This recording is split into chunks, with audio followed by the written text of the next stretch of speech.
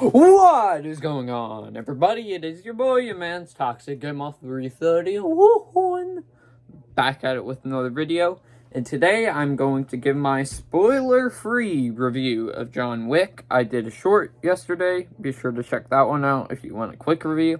But today we're going to do a little bit of a longer review. So, but before we get into the actual video itself, guys, don't forget to subscribe if you're new to the channel, because one, it's absolutely free, and number two, we are on the road to 70 subscribers, so be sure to help your boy out one time.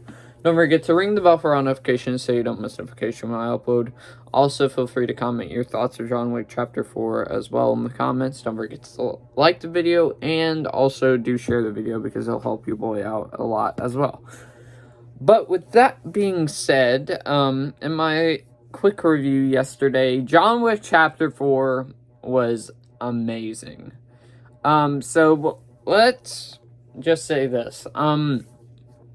I don't think it needed to be 3 hours long, almost 3 hours long, but it was still very, very great. I'll get into the negatives later, but let's go to the positives. So first of all, this probably has the best action out of all four of the movies. This, like, in this movie, John Wick kills a lot of people.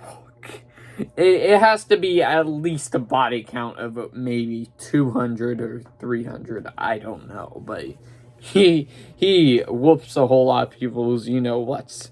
So, yeah. Also, the story was pretty interesting. They decided to basically, for the main plot of this, is John's trying to make him not be hunted by the table anymore. So that's the main plot synopsis of this.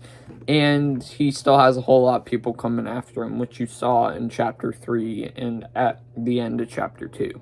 So it kind of continues that story. That's not a spoiler, by the way. I'm just telling you the plot. Also, you got some new characters in here that I really liked. There's this gangster character. I mean, this villain character that doesn't have a lot of screen time, but I thought he was entertaining.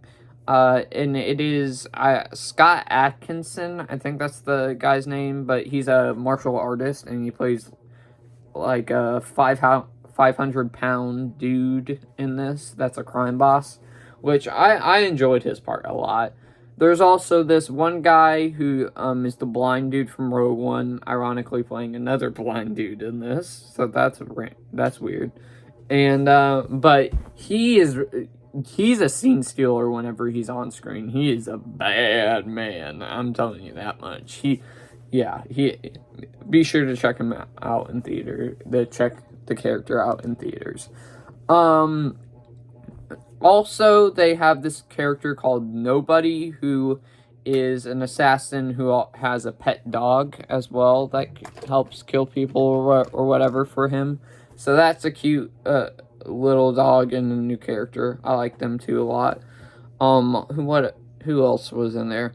The main villain in this, Bill Skarsgård. He is very intimidating in this movie. And I wish he got a little bit more screen time, but whenever he's on screen time, it means something. So yeah, there's that. Also, the Tokyo setting in France, well, they don't just stick in Tokyo, but they go to France too. I like that setting quite a bit. What other things can I think about? The ending of the movie, I'm not spoiling it here, but it's gonna make a whole lot of the John Wick fan base split, and I thought the ending was perfect. Not perfect, but I thought it was a good way to end the movie. I'll say that. What other stuff here? There's also some other side characters that are in here that are quite good. There's this hotel manager in Japan who I really like, along with his daughter as well. That pops up there for a little bit. There's what other stuff?